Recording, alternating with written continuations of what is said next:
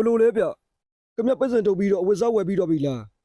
ဝစ်စားဝယ်ဖို့နေနေတာကတ်တောင်မရောက်ခဲ့ပါဘူးဗျာ ဘာဖြစ်လို့လဲဗျ ဘာဖြစ်မှလဲဟိုနှစ်ယောက်ပေါ့ရွှေမောင်းဝင်လို့တယ်လေ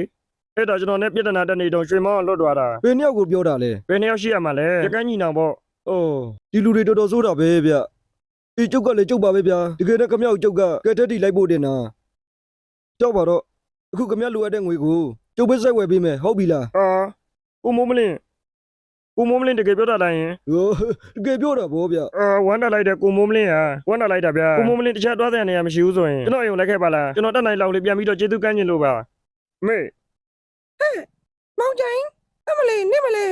းမောင်လေးနဲ့ပတ်စံရှားဆိုပြီးထွက်လိုက်တာကိုမှပဲပြန်လာတော့တယ်ဘယ်တွေတွားပြီးဘာတွေတွားခိုးနေတာတော့ အမေဝမ်းတာစရာစကားပြောရအောင်မယ်အမေရေတဝစ်ချင်တဲ့ကောင်းပွင့်အင်ကြီးလေဟိုဒီကိုမိုးမလင်းကစိုက်ပြီးဝယ်ပေးမှာတဲ့အမေရဲ့ ငါကဲ တော့ဝယ်ပြောတာအမေရဲ့ခုမှအင်ကြီးအပ်ပြီးပြန်လာတာ ဟုတ်လားအမလေးကျေးဇူးတင်လိုက်တာမောင်မကြီးတာရဲ့ကဲလူလေးထိုင်မအောင်ကွယ်ထိုင်မအောင် ကိုမိုးမလင်းထိုင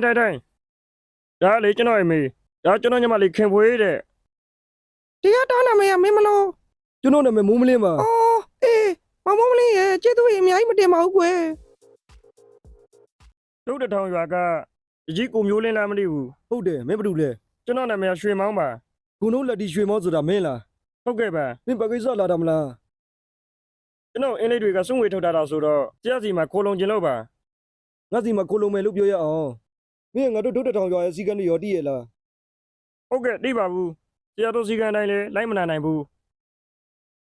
အဲ့တော့ဆိုရင်တော့မင်းကငါကိုလုံးခွင့်ပေးလိုက်မယ်တိရှိမိတ်ဆွေအဲ့ဒီတပင်အောက်မှာမွေရှိတယ်ခမရထွက်ခဲ့လိုက်ပါ ကျုပ်ကမွေမကြောက်ပါဘူးဗျာခင်ဗျတကယ်ကိုအစင်းမြင့်တိုက်ခိုက်ရေးဓမ္မကောင်တယောက်ပြီးသားပါပြီတဲ့ ခမရရဲ့လှူရှာမှုကိုကြည့်ရတာလဲအစင်းမြင့်တော်တော်မတယောက်ပြစ်လိုက်မယ်တင်တယ် ဟောကျုပ်ကခီးတွားတယောက်ပါဗျဒီနေ့ဖြတ်သွားရင်ခင်ဗျတပည့်ကိုတင်ပေးနေတဲ့တိုက်ကွက်တွေမြင်လို့စိတ်ဝင်စားလို့ကြည့်မိတာကျုပ်ကိုခွင့်လို့ပါ ကိစ္စမရှိပါဘူးဗျာအခုကျုပ်တင်ပေးနေတဲ့တိုက်ကွက်တွေကခမရအတွက်ရည်စရာများဖြစ်နေမလားမသိဘူး ဟုတ်တယ်ရည်စရာကြီးဗျတကယ်ရည်ရတဲ့တိုက်ကွက်တွေပါဟိုခင်ဗျပုံစံကိုကြည့်ရတာကျုပ်ကြားဘူးတဲ့သူတယောက်နဲ့များတူနေမလားလို့သူ့နာမည်ကမိုးမလင်းတဲ့လူစိုးတိုင်းမိုးမလင်းဆိုပြီးနာမည်ကြီးတယ်ဗျ ဟုတ်ပါတယ်ကျုပ်မိုးမလင်းပါ ဟောခင်ဗျလူစိုးဖမ်းတဲ့နေရာမှာတော်တာပဲဗျခင်ဗျဖမ်းတဲ့လူစိုးမှန်တယ်ဗျတယောက်မှမလို့ဘူးဆို ဟုတ်လားတော်ပြီမဲ့ဗျာအခုတလောလူစိုးတွေကိုရှာရတာတော်တော်ခက်နေတယ်ဗျနိုင်ရန်တို့တစ်ပင်တို့မှာပဲတူတူရဲ့ပုံရိပ်တွေကိုတွေ့နေရတယ် ခင်ဗျရဲ့တိုက်ကွက်တွေကိုကြောက်ပြီးတချို့ထဲမှာမနေချင်လို့ဖြစ်မှာပေါ့ဗျာ အဲ့တော့ဆိုရင်တော့ကျုပ်ရဲ့တိုက်ကွက်တွေကိုနည်းနည်းရှိုးရမယ်နဲ့တူတယ် ခုလေလို့ဆိုတော့မလျှော့လိုက်ပါနဲ့ဟုတ်ဗျာခင်ဗျကိုမြင်တာနဲ့ကျုပ်တပွဲတစ်လန်းလောက်လက်စမ်းကြတဲ့လေးပေါ်လာလို့ လက်စံကျင်တာကိုရီမိုစောကြီးကလည်းမပြောတာလားစောစကားတွေများနေသေးတယ်ကောင်းပါပြီကျုပ်တို့လည်းပညာရတာပေါ့ကျုပ်တို့တွေရဲ့လက်စံမှုဒီလောက်နဲ့ရရင်ကောင်းမယ်ထင်တယ်ခမရရဲ့တုပ်ရည်ကတော်တော်ကောင်းတာပဲဒါနဲ့ခမရနာမည်ဘယ်လိုခေါ်လဲဗျ ကျုပ်နာမည်မျိုးလင်း ဒါဆိုရင်ဒုတ်တထောင်ရွာရဲ့ခေါင်းဆောင်ဒုဝိဇာမျိုးလင်းဆိုတာလား ဟုတ်တယ်ကျုပ်ကြားဘူးတော့ဆိုရင်ခင်ဗျမှာဘယ်သူမှမသိသေးတဲ့နောက်ဆုံးတိုက်ကွက်ဆိုတာရှိတယ်ဘာလို့အဲ့တိုက်ကွက်ကိုထုံမထုံတာလဲ ကျုပ်ကမလိုအပ်လို့ရှိရင်ကျုပ်ရဲ့နောက်ဆုံးတိုက်ကွက်ကိုကျုပ်တုံးလေးမရှိဘူးဗျ ခင်ဗျတပည့်ကိုလည်းအဲ့ဒီကွက်ကိုပဲဆရာသားခြံတော့မှနဲ့တူတယ်ကျုပ်ကတော့ခင်ဗျနဲ့ထပ်ဆောင်ကျင်သေးတယ် ကျုပ်လည်းတုံကျင်ပါတယ်ဗျခမရတို့ဒုတ်တထောင်ရွာကလူစိုးလူမိုက်တွေပေါ်တာဆိုတော့ခမရဒုတ်တထောင်ရွာရဲ့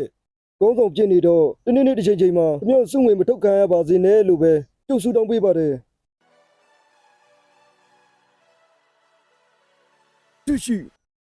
စောချင်းဒီမှာလူမိုက်ဖို့တွေကိုကျွန်တော်တို့ဖမ်းလာတယ်ကျွန်တော်တို့စုငွေလာထုတ်တာ မင်းတို့ကဒီတကတော့ဘယ်ဆိုးလို့လဲကွာတော်တော့ပဲ ဩရက်ကန်းညီနောင်ပဲဒီလောက်တော့ရှိမှာပေါ့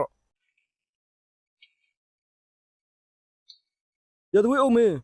တူတူနှစ်ယောက်ကလူမိုက်ပိုးတွေကိုဖမ်းလာတဲ့သူတွေပါစုငွေတုတ်ကျင်လို့တဲ့ အောင်းမီစောချင်းတော့ဆရာကြီးကစက်မလုံးနဲ့ နိုးပါဒီကောင်ကျွန်တော်တို့ရကန်းညီကိုနှစ်ယောက်တော်တော်လေးအစွမ်းကုန်ပြီးဖမ်းခဲ့ရတယ်ဗျဟုတ်တယ်ရသွေးအုံမင်းဒီကောင်ဖို့တွေကလေတခုတ်ရေးရတယ်ကြမ်းကျင်နေနော် ကဲပါကွာငါလည်းချိန်မရဘူးဒီမှာအလုပ်ရှုပ်နေတယ်ပြော့ဒါမင်းတို့အတွက်စုငွေတရား ရသွေးအုံမင်းစုငွေရတရားတဲလားဗျ ဟာမင်းတို့စုငွေထုတ်ထားတဲ့ဆိုတာမဖက်ဘူးလားအဲ့ထဲမှာဖို့တွေအတွက်ထုတ်ထားတဲ့စုငွေကတရားတည်းပဲကွာ ကျုပ်တို့ကနှစ်ယောက်ဖက်ခဲ့ရတာလေဗျာတယောက်90ပဲရမှာပေါ့ကျုပ်တို့တယောက်တရာလောက်တော့လိုချင်တာပေါ့ မင်းတို့ဘယ်နှစ်ယောက်ပဲဖမ်းတမမို့တရားလုံးဖမ်းကွာမင်းတို့ရတဲ့စုငွေကိုခွဲယူပေါ့ကွာ